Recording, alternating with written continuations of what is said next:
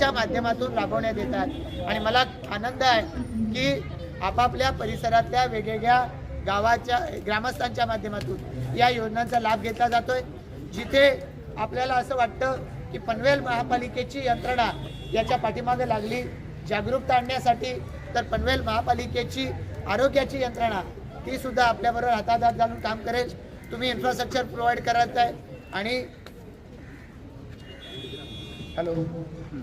लोकांपर्यंत पोहोचण्याच्या दृष्टिकोनातून महापालिकेचा स्टाफ हा सुद्धा जर हातात हात घालून काम करेल तर मला असं वाटतं दीपक फर्टिलायझरला अपेक्षित असलेल्या या योजना आपल्या सर्व ग्रामस्थांसाठी प्रभावीपणाने राबवण्यासाठी त्याची चांगली मदत होऊ शकते।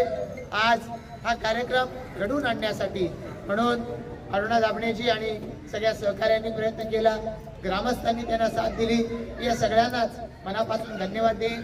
या पनवेल आणि परिसरामध्ये प्रत्येक गावामधल्या सर्वसामान्य नागरिकांना, ग्रामस्थांना, आमच्या महिला भगिनी आहेत, या प्रत्येकासाठी केंद्र सरकारच्या योजना आहेत, राज्य सरकारच्या योजना आहेत, पण मला आनंद आहे की दीपक फर्टिलायझर सारखी कंपनी पुढे येते आणि मग तुम्हाला तुमच्या पायावर उभं करण्यासाठी अनेक वेगवेगळ्या पद्धतीचे कार्यक्रम राबवते, आपल्या आरोग्याची काळजी घेते आहे। तर यातून आपली सर्वांगीण प्रगती झाल्याशिवाय राहणार नाही।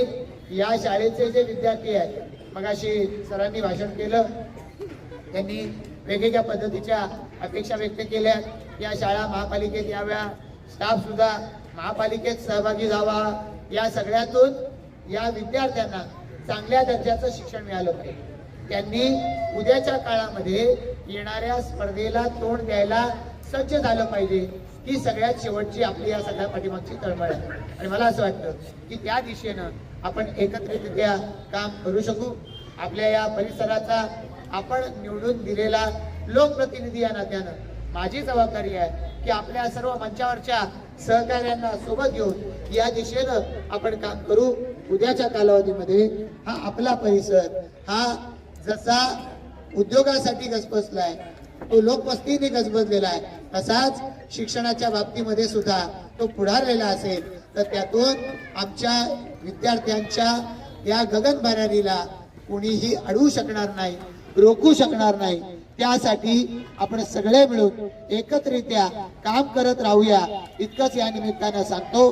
पुन्हा एकदा दीपक फर्टिलायझरचं आणि या कार्यक्रम यशस्वी करण्यासाठी ज्यांनी प्रयत्न केले त्या सर्वांचं मनापासून आभार व्यक्त करून थांबतो। जय हिंद, जय महाराष्ट्र।